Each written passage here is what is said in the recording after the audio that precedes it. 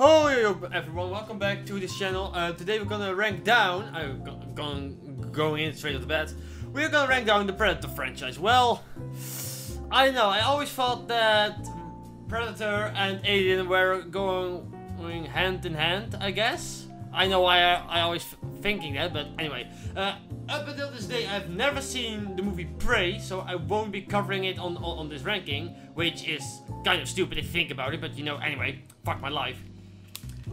I just had no interest in seeing Prey after the poor reception of the Predator I gave it, and let's just get started today. I just want to give you my ranking, guys, so yeah, just here we go, I guess. This is my ranking of the Predator franchise. Coming at dead last is Alien vs Predator Requiem, and honestly, how can it not be? This is not only the worst film in the Predator series, but in the Alien series as well, and given what we've been given from both franchises, that's saying something. This movie takes place directly after the first AVP movie. The alien ship is attacked by the Predalien and crashes into a suburban town on Earth. And in the end, it's up to a bunch of I know what you did last summer rejects to save the day. Why do you all look so glum? You should be happy, like me. The acting, the writing, the directing, and the lighting. Literally everything about this movie is a damn train wreck. The Strauss brothers do have an extensive career in special effects, but they are terrible directors, and if this movie doesn't prove it to you, Skyline will.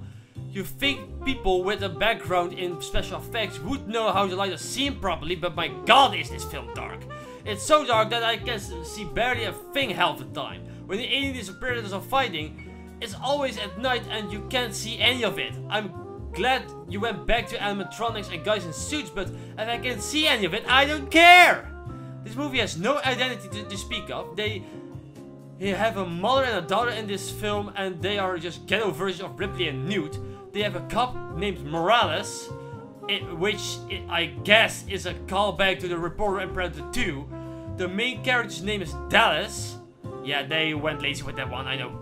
This film is nothing new with maybe the exception of putting aliens in suburbia, but why the fuck would we want to see that? So yeah, this film is awful and avoid it at all cost. Coming at number 5 is The Predator, like I just said. This is the one out of the main entries that people like to hate the most, despite Prey existing. And I can't really blame them since this movie is an incomprehensible mess. The studio did a lot of meddling with this film, and it clearly shows. The main character is beyond generic. The Saturday morning cartoon film that they have tried giving us was completely unnecessary, and the film didn't make a whole lot of sense at the end. For me personally, the only things it took away from it were the action and some of the side characters who I thought were genuinely funny. To me, these few elements were the only things that were holding this film together. Shane Black did not get to make the film he wanted due to studio meddling, which is a shame, as he had his roots embedded deep in this franchise. Not only playing Hawkins in the original Predator, but also doing uncredited rewrites for the original Predator as well. Thanks to the studio, all we got was a butched mess with some entertaining here and there, and sadly, it did not turn out to be a good movie by any stretch. Coming number 4 is Alien vs Predator. Well, Paul W.S. Anderson directed this spin-off of both the Alien and Predator franchises because he was a devout fan. And honestly, as much as I'm gonna rip into this guy, I have to acknowledge effort when I see it because it's all over this movie. It was rather obvious watching this film that he poured his heart and soul into it. He's clearly a fan of both franchises and he clearly gave it his all. It's not really that great of a movie, but important to recognize his effort when I see it. Paul W.S. Anderson did not only went back to basics with guys in suits and animatronics, but he also cast the film the same way Ridley Scott and James Cameron had cast their films. He cast a group of wonderful actors, but not actors that were too well known. Lance Hendrickson's return to the franchise being the only notable exception. However, the only thing that Anderson doesn't really emulate well from the choice, and it's a good choice, is that those films gave us time to care about these people. I love Captain Dallas and his crew. I love the Colonel Marines. The only characters we were really given time to know in this film is Lexa Woods, played by Sawyer Layton. Not that the other actors are bad, they're really not, but the lack of depth in their characters doesn't really help them any. almost every time we get a moment where our character could rise above stock and generic, they're killed off when we're left off not caring. So yeah, you have good actors, but we don't really care about the characters, and it's kind of a letdown. Now, the location, of Antarctica is interesting for an alien movie. I get the sense that Anderson was trying to create the enclosed claustrophobic feeling of the first film. To his credit, a pyramid hidden under Antarctica that constantly shifts around is pretty awesome. And it does lend the movie some good atmosphere. However, good for an alien movie, it doesn't make a whole lot of sense for a Predator movie.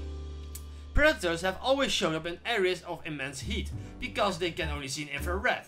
Why would they build a pyramid on the coldest place on Earth?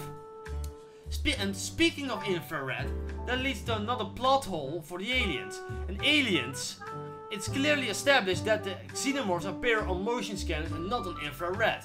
This is why the Marines in the film weren't able to see them in the walls. I will give him this though. When aliens and predators are fighting each other, it's pretty awesome.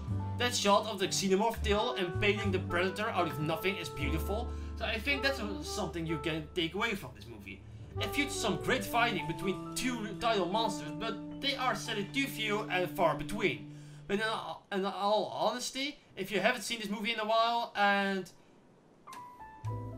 you have an hour to 2 hours to spare and to kill, I'd say give this movie a... Coming number 3 is Predators. Well, I have to admit that it's a good Predator movie in its own right. It was cool to see the Predator planet, and the idea of the world's most ruthless killers pursued by the Predator was a great idea that was executed very well. The issue we have here is miscasting Adrian Brody. Sometimes an actor you wouldn't see as a badass can actually pull off coming on screen being a badass and proving you wrong. I'll put my head I can thinking of John Krasinski in 13 Hours. I can think of Michael Keaton in Batman, who really only did comedy. I can think of Bruce Willis, who only did comedy before Die Hard. So we have seen it before. It can happen. It just did not work for me here. Adrian Brody is mostly known for A-list drama, but in this film he's trying to do his best Christian Bale Batman impression, and it's not intimidating at all. I have nothing against the actor, but it wasn't the right casting. Lawrence Fishburne comes into this movie, but he is not in it nearly enough, and his character comes across more weird than anything else. It makes sense for his character, but I honestly feel that they could remove him completely and nothing would be different. Now, I used to have a big issue with Topher Grace being in this movie, but rewatching this film makes the ending more surprising, because who is gonna suspect that Topher Grace is gonna be a serial killer? It actually perfecting the casting when you think about it, and he doesn't do a bad job at all. With all that said, the rest of the actors are all great. The setup is fun, the setting is creative and interesting for a Predator movie, and it does an admirable job at adding to the lore of the series, whether it be the Predator action or the group of killers trying to survive together. Predator is more than a worthy entry in the series, despite the things that don't quite work about it. And number 2 is the original Predator. Oh yeah, bring the hate mail, bitches. Now, make no mistake, I really love this movie. The violence, the suspense, the creatures, the effects, and the fun group of actors that the film incorporates all help to make Predator one of the most memorable and badass action films of all time. And I'm not going disputing this. That being said, I have always enjoyed the film in the number 1 spot more than this and explain why in a few. First, let's talk about Predator. Here we see a group of commandos heading into the jungle for survivors, only to end up in a fight for their lives against an alien hunting them all for sport. It all leads to one final showdown in the end between Arnold and the Predator mano a mano, or mano our alien, what the hell, I don't know, I don't care. The combination of sci-fi and action is damn near flawless here. The characters, performance, and even the one-liners are very memorable in all fairness. I ain't got time to bleed is one of the most badass lines ever spoken in an action movie. Every bit of action is on point. The film boosts with suspense and intrigue. John McTiernan is a director who knows what he is doing behind the camera. It's an interesting concept to see these big rough commandos get taken out like common animals. The hunters becoming the hunted. It's such a cool idea that this movie perfected. I certainly understand why people love this movie the most, but it's never been my favorite. Coming in number 1, I know, is Predator 2. And it's the film that constantly gets ripped on and ridiculed in the series. I fucking love Predator 2, and if no one else gonna stand up and defend it, then I'll do it myself. Predator gave us a simple concept: the toughest commandos on planet Earth getting slaughtered on one by one in the jungle. Predator 2 took that concept further by placing the Predator in a new type of jungle. 1997 Los Angeles, a city of war, fighting against roaming the streets, cops and immediate danger, and the layout of the city gives us the Predator some new territory to work with. As a whole new setup for the prey. The action kicks Predator 1 in the balls. Yeah, I said it. What's up? I'm sorry. In no sec reality are you ever gonna convince me that the first film had better action. The film took the intensity of the first film and cranked up to damn 11. Danny Glover, Bill Paxton, Maria Conchita Alonso, and Gary Busey, all of them are phenomenal. I love the back and forth of Glover and Busey, and I don't think Glover has been more badass in any movie he's in, to be honest, and I'm including Lethal Weapon 2 when I'm saying it. Busey gives a great performance as someone who appears to be a villain, but given his motives, it's a lot more complicated than that.